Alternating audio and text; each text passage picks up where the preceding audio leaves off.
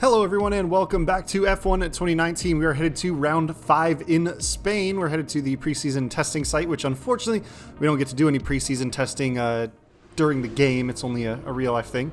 It'd be nice to get a chance to drive the cars around with the off-season changes in, but you know, you don't get that extra information, so setups are a little bit goofy here and there. So let's pop in as we get ready to head to the track, check out and see.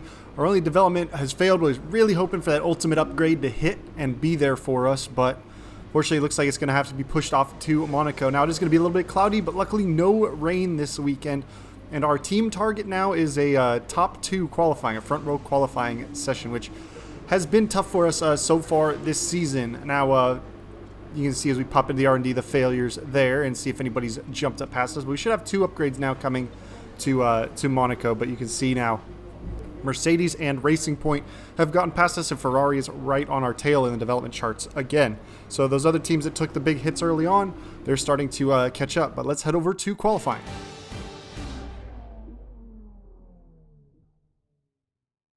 You join us today at the Circuit de Barcelona, Catalunya, for what's bound to be a really hectic qualifying, as the teams compete to set the best lap times.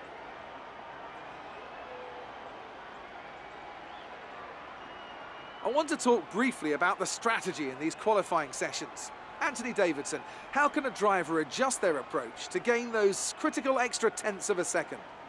Well, qualifying isn't about adjusting your approach necessarily. It's more about trying to repeat a low fuel run that you've practiced prior to this session. You're looking for perfection on the lap, and that's hard to achieve if you're trying something new. There are some variables that can stand in your way, however. Track position or unexpected yellow flags, for example. Coupled with ever-changing track conditions, it's important to be out there at the right moment. But as a driver, you have to try and ignore these distractions and just keep your mind focused on that one perfect lap.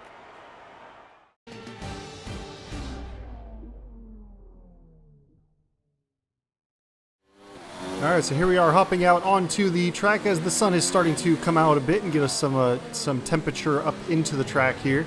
So full disclosure, as I was talking about last race, I was making a consideration of adjusting the difficulty, and after running a bunch of practice laps before qualifying and even doing some early qualifying tests to see the difficulty, I've knocked it down 3 steps from 101 to 98. So I think the 6-point jump I had going from 95 to 101 was a little bit over enthusiastic. So we decided to I decided to kind of split the difference until I could get back on the pace of at least my teammate and get kind of comfortable with the car here. But as you can see, again, it's still no easy time around the circuit. Even at 98, we're sitting P9 at the moment as we come through across the checkered flag, and unfortunately, we're just gonna kind of let the cars go by us, make sure nobody sets any goofy times. Because one thing that the game does is, if you're in like the post screen of the event, you see dropped all the way to 12th there, is some people just set blistering times in the last couple of seconds, but luckily 12th we were able to keep it alive and make it through into Q2. But here we are out at the tail end of Q2, sitting P13 at the moment on the soft tire, or the medium tire initially. So we are out on our soft tire run and really trying to hustle it as much as we can. Now we do have Valtteri Bottas right behind us, but I really just have to kind of ignore him and hope he doesn't try and like dive bomb us into a corner and mess up our qualifying. But you can see we're about 3 tenths up almost right now, and definitely an interesting track. There are some areas where the back end loves to step out on you. This particular complex of corners, that chicane right there, you make that left turn in, and as soon as you switch the car's weight over to the right, the back end just wants to step out like crazy. And then same with coming over the curbs for the next corner here. You kind of get over the curb, you can straight line the curb, you can keep the car pretty well balanced. But if you have like any steering input coming over that left curb, it really wants to spin you right round. We're about 9 tenths up, almost now just over a full second over our medium run, so this should be able to move us as we drop all the way to 15. Let's see, is it going to be enough to get us into Q3 and have our first top 10 shootout in a little while here? Whew. So we're in 8th now, so we are going to have to start on these slightly worn soft tires. Luckily, I only did the 1 push lap on them. But here we are at the very end, since we only had the 1 extra set of fresh soft tires for this. We just kind of waited until the very end of the session to put up our one and only lap, and just kind of hope we do well. So obviously we're sitting P10 because we haven't set a lap time yet, but we are pretty much the last car out on the circuit. You can see other cars finishing up ahead of us, coming through the last couple of corners. So we'll see what kind of lap times they can improve to, and we'll see what we can do coming through the last corner. Really kind of just, since this is our only opportunity, really kind of being a little bit tentative through that last corner, not hustling it as much as we possibly could, just because I don't want to throw away the entirety of the lap, which I'm not going to be able to get another second chance on. But here we are getting hard on the throttle through the last corner, picking up a lot of speed, open the DRS and cross the line and see where we go. It's a bit disappointing, but we just need to push hard in the race and we can still come away with something. 10th, so it didn't even matter. Could have gone absolutely as hard as we wanted. And with qualifying complete, let's review our top 3 today. Giovinazzi, Weber and Carlos Sainz. With qualifying wrapped up, we now have our grid lineup for the big race tomorrow. Be sure to join us then for what will no doubt be a fantastic race. Almost 2 full tenths off of 9th place, and only 8 tenths separating the top 9 there. So we should see what we can do once we actually get to the race situation here.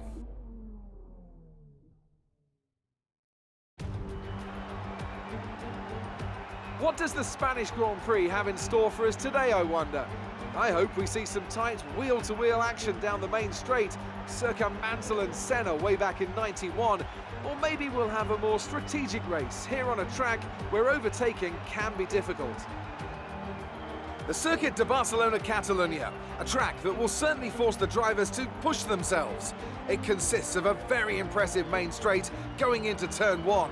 It's a straight that also offers a DRS zone, so it's likely to be a hot spot for overtakes.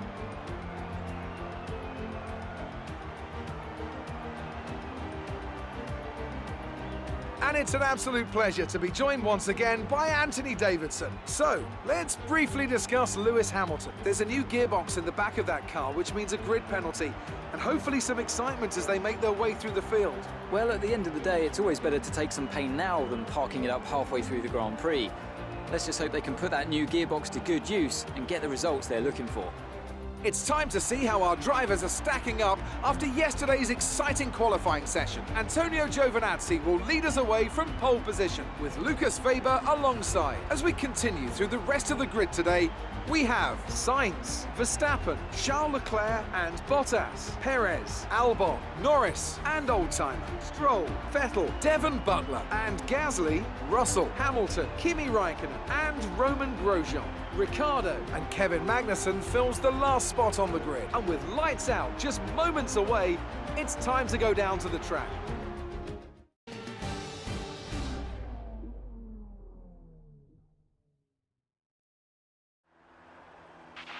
After the points finish last race, let's aim to keep the momentum going.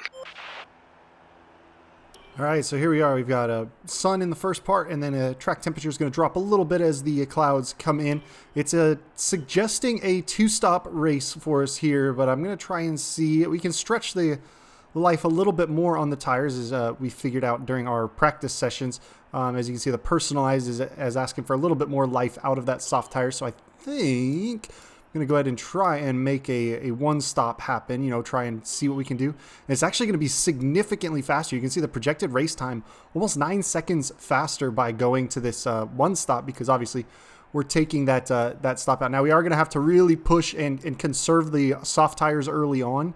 They're going to take a serious hit if we're trying to hustle our way through, but with that kind of time savings, it's definitely going to be a 1-stop strategy for us. And that's going to put us on a different strategy than a lot of other cars who are likely going to be running that 2-stopper.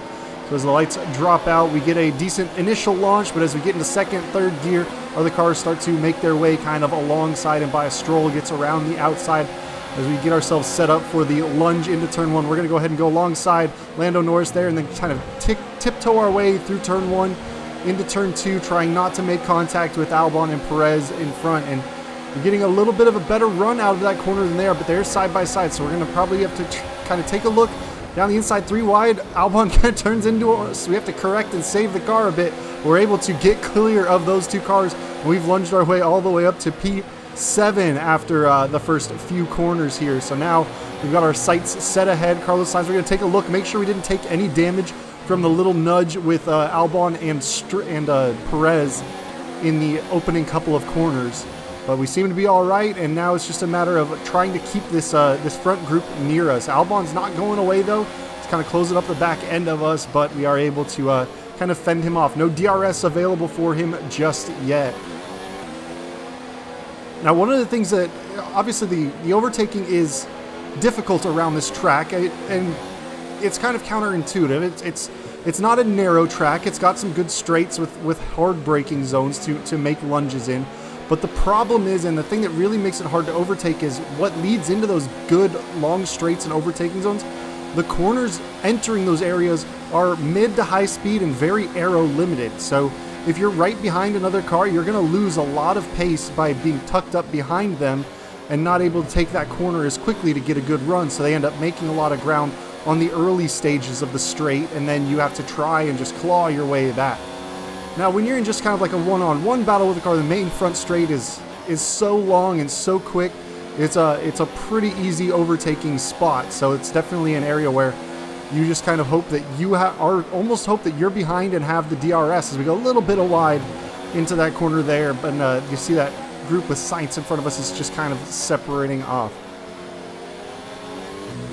Now, one thing I kind of learned that I hadn't really paid attention to, and was really the benefit of this year's actual F1, having the preseason testing televised kind of right before I was doing this race, was kind of checking the lines that the real cars are going over in some of these corners, because obviously the in-game line and kind of what the curbs allow you to do is a little bit different, but there are a few areas where you can gain some time running over certain curbing.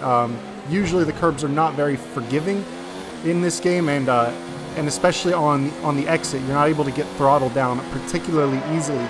But more specifically, there's the kind of left-right chicane after the first hairpin that really, if you kind of straight line, you head straight for the inside curbing. I'll kind of point it out as we go by it, coming up through this next lap, next time we see it. And you see we're still kind of hanging with that lead group on the soft tires. Now everybody else is going to dive in before us because they're on that different strategy. But we are trying to kind of leave a little bit of gap with clear air rather than getting straight up in the backside. So coming up to this corner here, you take this hard left, but you really run out wide right, and you almost clip that second kind of inner curb. And you kind of straight line that right-hander, and it really helps you to settle the car a little bit more. And that was something I picked up on from watching the actual preseason testing. But again, you know, as much as we'd like to really hustle the car and close up on Carlos Sainz, we're going to be doing probably 3 to 4 laps longer on these soft tires than everybody else is. And we want to make sure we still have pace for when all these cars drop out in front of us to really utilize that clear air and get some good lap times down. We'll see. This is going to be one of our first opportunities to really open the DRS. Sainz is outside of the 1 second mark from the car in front of him. We've got the DRS wide open. We're going to go ahead and catch the slipstream, look to the outside in the braking zone. You see that wing close as we get on the brakes, kind of squeeze him against the inside of that corner, but manage to get the job done into turn 1 and turn 2 there as we get on the throttle. Turn 3, run out, get on the throttle as soon as possible and let that kind of decreasing radius corner open up, and you pick up speed and keep the grip. Very easy to understeer in that corner when you're following another car. It's a very tough one to kind of keep pace in. And that's kind of what I was saying about these aero-limited corners in terms of run-ups to overtaking opportunities. Is once you start to lose that front downforce, and same thing with this corner at the top of the hill here, that leads into this next DRS zone. But when you're following somebody, you lose that front downforce, therefore your front grip, and the car just wants to understeer. You turn the wheel, but the car doesn't point in the direction you're turning.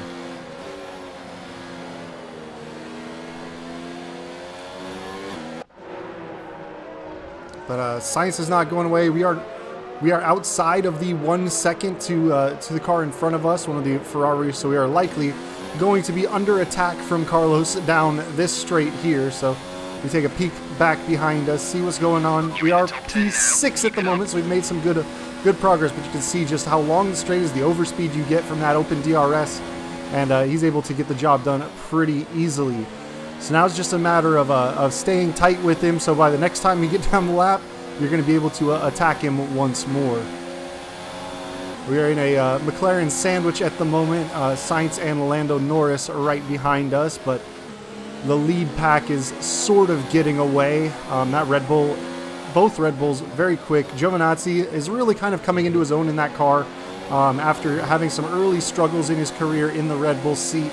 Seems that car is really starting to come to him much more, so he's putting up much better results these days. As you can see, coming off of that right-hander, not able to really get close enough to make any kind of move, even with the DRS down that straight. You really got to be, kind of perfect coming out of that corner and get lucky with not with them not taking the same line through that corner and messing up your whole arrow. But as you can see, as we come through the final chicane here, we are right up on the tail of Carlos Sainz there, and should have a pretty good opportunity to attack him with the DRS down this front straight. So you see that wing pop open, picking up a ton of pace, and again, I just can't seem to get the sparks to go away. I'm running a full click higher of ride height at this point. We're around the outside of him into turn 1. Just a carbon copy of what we did 2 laps ago. You take the outside line there, so it sets you up for the inside of turn 2, where you can really shut the door. And through turn 1 on the right-hander, you really kind of pinch them against the apex. Leave them room, obviously, not running into them, like physically pinching them, but you are kind of making your presence known there, so they aren't able to swing out and get a good run off. But we're going to hop ahead lap 8 here. So Giovinazzi also ran his soft tires the whole way in front. He's diving into the pits just ahead of us, and we were P2 when we came into the pit lane. So all these other cars on medium compounds, very likely that they are going to be running a 2-stop strategy. So Giovinazzi's already got his new tires on. He's on the mediums. We are going on to the hard tires and hopping out to see what we can do. Now, we aren't going to have quite the outright pace that these other cars on the mediums are going to have, but really what we just have to do is perform well enough to keep these tires alive and not lose too much time compared to the 20-something seconds that they're going to lose in a pit stop. So even if the length of this race, even if we run the next 20 laps at about 1 second a lap slower than what the mediums are, we're going to be just fine. We'll be able to make those positions back up. But we come out in the midst of a battle. Sergio Perez right in front, very slow through the hairpin. You see we're all over the back of him coming down the hill, and we've got also Lando Norris and then a Haas. I wasn't sure, didn't quite see who that was in front. 20, that's Kevin Magnussen there. And looks like we've got a Toro Rosso all over the back end of us. You see as the DRS straight, there was a lot of action coming through that corner, just nowhere really to go. 3 wide in front of us. We're just kind of biding our time, trying to see who's going to make a move and leave a door open for us. But unfortunately, everybody kind of files back into line, and there wasn't quite enough room for us to make a sneaky position up.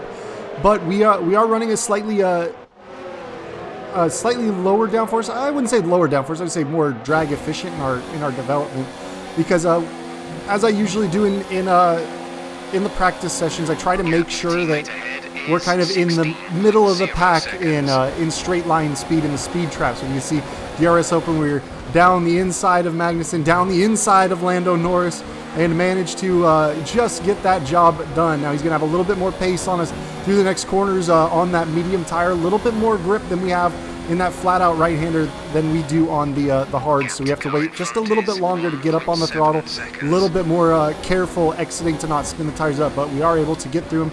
And it looks like we've got Sergio Perez starting to break away from that pack in front of us on the mediums. He's just been an insanely quick AI so far this season. I don't know. It seems they fixed whatever the problem was.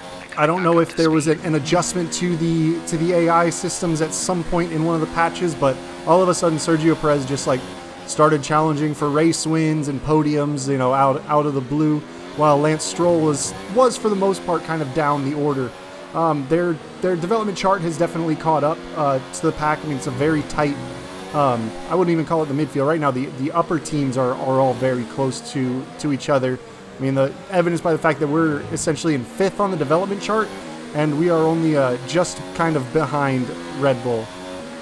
But coming down Main Straight, no DRS for us. Lando Norris is going to have his DRS, so he's going to pop it open, swing the outside of us. We kind of move out of the way so we can then tuck down into the slipstream and try to stay tight to him. Wasn't really much we could do to defend. He was clear past us before hitting the braking zone, so better to catch the slipstream as much as we can. And now this is where we start to see the tire disadvantage of being on the hards kind of make a little bit of a difference on exiting some of these corners. You can see it just kind of grows the gap a little bit more and more. But again, this is a strategy thing. We're just kind of looking to our overall pace rather than trying to actually battle these cars straight up, because one of two things is going to happen since he's gone on to the mediums. Either A, he's going for 2-stop and we just need to, you know, make sure we're within a gap to the cars at the front of the field, or he's trying to extend this and we're going to have a significant pace advantage by the fact that his tires are going to absolutely just fall off towards the end of the race. But judging by what the engineer had suggested for us at the start of the race, well, it's almost certain that anybody that's started on the softs and is on the mediums now is going for that 2-stop strategy. But we did manage to stay close enough throughout sector 2 and 3 to be in range for DRS on Lando Norris. And you see that closing rate that we've got. Just kind of see which way he picks to go. We're going to go outside again as he moves to kind of defend the inside, onto the brakes, and just kind of get past him the way we've done to pretty much everybody into turn 1. It's really the biggest and best, and probably one of the only real one-on-one overtaking opportunities. There were a couple other corners that we made some positions up on earlier in the race, but that had more to do with the field being stacked up. But here we are, jumping ahead. We pretty much burned off our excess fuel. We'll be back on target soon. Don't wait too long to turn the engine down. And we've been kind of battling with Devin Butler for a couple of laps there, and we make a little bit of contact coming through turn 1. He tries to swing out on the outside of us, and lap puts him into a spin.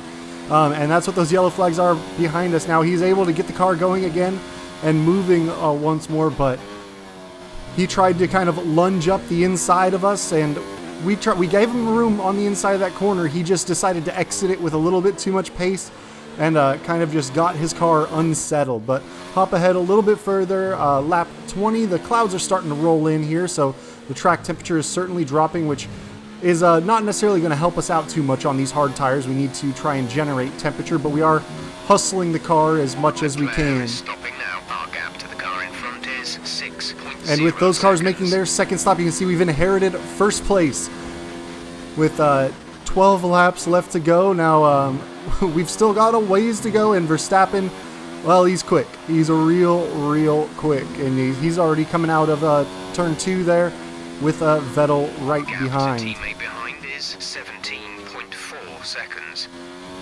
So I think at this point, I'm kind of looking at the pace of the cars behind, and they're really closing up on us. But you can see now we jump 3 laps ahead, lap 24, and Verstappen is all over the back of us. And there's no way I'm going to hold him off for another 9 laps. So we're just going to go ahead, conserve some of our energy here to fight back against somebody else later in the stages. He is going to go ahead and go on by us. And so unfortunately we have to relinquish P1 here. But we are still at the moment in position on the podium. And you can see kind of how much throttle adjustment I was making coming out of that corner. We're starting to feel a little bit of the effects of tire wear here, and also just kind of running in that guy's dirty air. Losing that grip, so just kind of keep the car on the corners. We got yellow flags behind. Somebody's slowing down significantly. It looks to be the dot of one of the Toro Rossos. Right, we need to get past here. Use overtake. Jeff, I Use know you're overtake. really optimistic about us being able to overtake Verstappen, but he is opening a serious gap. And unfortunately, you saw it up top. Devin Butler and Lewis Hamilton out of the session. There must have been a collision between the two of them back there. Some sort of incident. Obviously, we've shown that Devin Butler is not shy of bumping wheels and causing trouble as he ran into us earlier. Thankfully, it didn't have an effect on us as far as damage or pace went. It really only took him out, but it looks like he might have tried to nosedive his way through and done some significant damage to himself and Lewis Hamilton. So they are unfortunately 2 cars out of the race, one of them being a championship contender in Lewis. But you can see as we cross the DRS activation line, they're just too far out. Jeff was telling us use overtake to get past, but not even close enough. But here we are, jumping ahead, lap 31. Verstappen well clear ahead, but now the cars behind us, Valtteri and Weber and Vettel, 3 cars all right on our tail as we've only got a couple laps left to go. Now we've tried to conserve some of our fuel mix. Moving to mix 2. Jeff, I'm not going to mix 2 because I've got 3 cars trying to overtake me right now. I'm going to burn up. I've basically got to try and use as much fuel to get right down to the end as possible, keep as much pace because we just got to get through the start-finish straight essentially one more time safely. Now hopefully they can squabble behind us, and even without DRS, you know, running that high mixture mode, we were up 2/10 on our best lap in the first sector since it's so largely covered by that straight line area, but right up behind us, and it's just kind of a matter of trying to balance the electrical deployment, keep the fuel mix in standard until we get to that front straight, and it's everything to maximum. Try and get as much straight line speed to counteract that DRS as possible. But you can see they've got DRS coming down this back straight here. Thankfully, not close enough to really attack there, but we are going to almost certainly be under attack from our old teammate Lucas Weber in the Alfa Romeo behind. So we'll see if we can hold him off, and also Valtteri. I mean, right now we're sitting P2, but that entire clump behind us is the danger of falling off the podium entirely, which is something, you know, 5 races into the season, we desperately need to be getting on the podium if we're going to try and get back into the championship hunt. But we're going to go ahead, cover the inside. He wasn't able to get close enough in the braking zone. We get back to the ideal line as we get close to the braking zone. So we managed to hold him off one more time. There's really one more DRS zone and one more major overtaking spot. But until then, we really just don't want to make any mistakes. We're going to keep it in rich mix basically the rest of the way. Try and get basically 0 fuel as we cross the start-finish line. If it gets too close, then we'll switch it back down. But right now, kind of keeping an eye on that, trying to charge our electrical deployment for this back straight.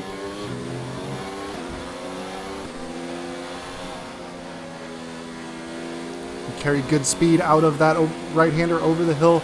They aren't able to quite make it to us. Now we just have to be clean through these last few chicanes. If we get a little loose and out of order, it could be a situation that they stick their nose in and get by. But if we just stay clean, stay safe, we've got a good opportunity of keeping it overtake. Less than 1/10 of a lap of excess fuel mix, 0.8, 0.7, 0.5, 4. Low fuel mode triggers right before we cross the line. We basically have almost no fuel to get back to the pit lane, but we finish P2, so we're on the podium right where we should be. Victory for the team from Milton Keynes then, after a quality performance. Anthony Davidson, how do you think they were able to set themselves apart today? Well, this was a real team victory. They put together a solid strategy today that appeared well suited to the conditions out on track. The driver did everything that was expected of them in the moment to really execute the team's plan to perfection. A shining example of how F1 really is a team sport. The drivers are en route to the podium as we speak. What a fantastic win for the Red Bull team. They performed exceptionally today, keeping us firmly on the edge of our seats throughout the entirety of the race. Congratulations to everyone at the team.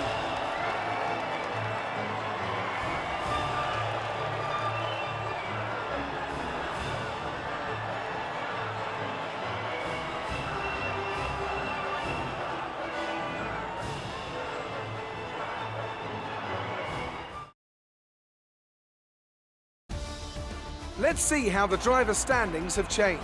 Max Verstappen should be pleased with his performance, making gains at the top of the table. Let's focus on the driver of the day, Anthony Davidson. Who do you pick? I have to give it to Old Timer. There was a lot going on all down the field, but they were the only one who I really felt maximised their potential. Let's move on to the constructors. Red Bull pull further ahead in the standings. Meanwhile, Ferrari have improved their position. A strong weekend from them as they fight their way towards the top. Well, Ant, an end to another fantastic weekend of racing. Thanks to everyone who joined us, and we'll see you for the next one.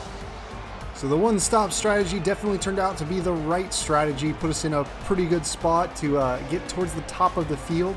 A couple other teams ran the one-stop strategy, and pretty much every single one that did made gains up the table. Two stoppers. It wasn't the best choices there. So we'll take a look. You can see we've now moved up to 4th in the drivers' standings with a pretty solid points haul for a second. But as a team, we are still sitting P6 with Racing Point still right there. Great work out there today. Let's have your thoughts. You really cut your way through the field today. What was your strategy? Realistically, it was the strategy was my strategy. But overall, I'd say using the aero package helped us out. It was the straight line speed and staying well gripped. You must be thrilled to be up on the podium. I mean, it's great to be back, for sure. Absolutely for sure. I mean, the aero package really did just what we needed. You're surpassing all expectations. Can anything or anyone stop you? I finally meeting expectations, but with this team behind me, I think we'll continue to do well. How do you think Devin will react to having not been able to finish today's race? I mean, he binned it twice, essentially. He hit me, luckily not take me out, but he'll be wishing his car was as good as mine. Appreciate no problem, your time. Claire. Great work this weekend. It was fantastic to see you up on that podium. Thanks, Emma. It's good to be back on the podium and kind of racing to my abilities here. So we'll pop in back at the garage after a fairly successful weekend. I mean, definitely still the outright pace is tough to keep up with on the higher difficulties, but we are starting to be kind of where we should be, and the strategy is certainly a helpful thing to have.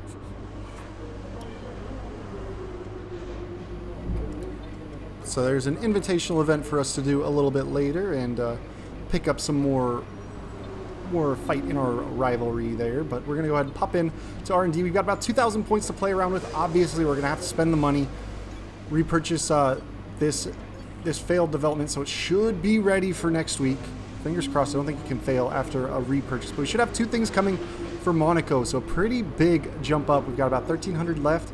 We're going to take a peek, and we're starting to fall behind in the aero development. So let's get that back on track, get another front downforce upgrade going.